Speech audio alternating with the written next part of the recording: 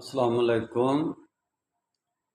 پاک فوج پر تنقید کسی نے کیا کرنی ہے؟ پاک فوج ہماری مددگار ہے، ہم اس کے مددگار ہیں، ہم پاکستانی ہیں، وہ ہماری فوج ہے۔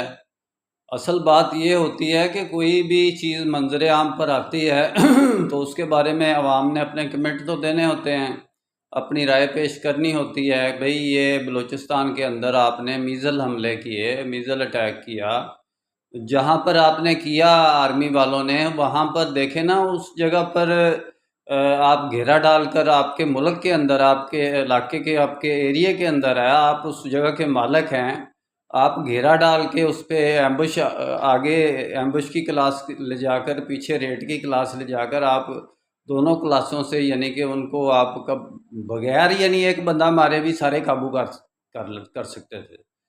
تو ان سے پوچھ سکتے تھے، اس کا یہ فائدہ تھا کہ ان سے تفتیش کر کے، انویسٹیگیشن کر کے آپ اصل بیماری کا، اصل پیچھے جو ان کے چلانے والی طاقتیں ہیں ان کا پتہ لگا سکتے تھے۔ اب تک آپ لوگوں نے بلوچستان سے، آرمی والوں نے اور سرحد سے اتنے لوگوں کو گرفتار کیا اور اتنے لوگوں کو آپ نے قتل بھی کیا دہشت گرد کہہ کے، یہ دہشت گرد ہیں۔ بھائی ہوں گے دہشت گرد، لیکن جو آپ نے پکڑے ان کو دہشت گردوں کو آپ نے تفتیش کر کے ان کا سرا نہیں پکڑ سکے آپ ابھی تک، کہ ان کا سرا پیچھے کہاں چلتا ہے، کہاں سے آتا ہے، کہاں سے وہ ان کو کون سے لوگ پیچھے سے بیک بیہائنڈ پاور دیتے ہیں۔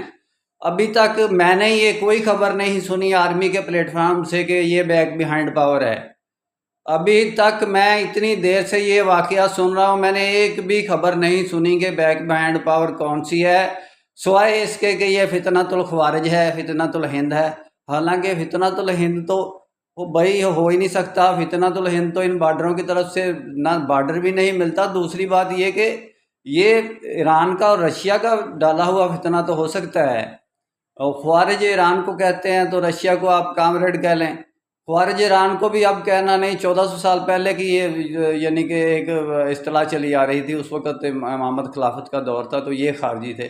خارجی تو سارا پاکستان ہی خوارج ہے۔ پاکستان کون سے عربی ہیں؟ یہ بھی باہر سے ہیں سارے، یہ ملک فارس سے تعلق رکھنے والے ہی ہیں، پاکستانی بھی ملک فارس کا حصہ تھا یہ۔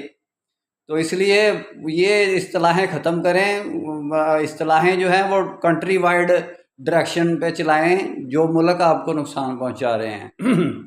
میرا کام اسلامک ورلڈ کی امن اور یونائٹی کا، انشاءاللہ ڈیٹیل میں بات پھر ہوگی۔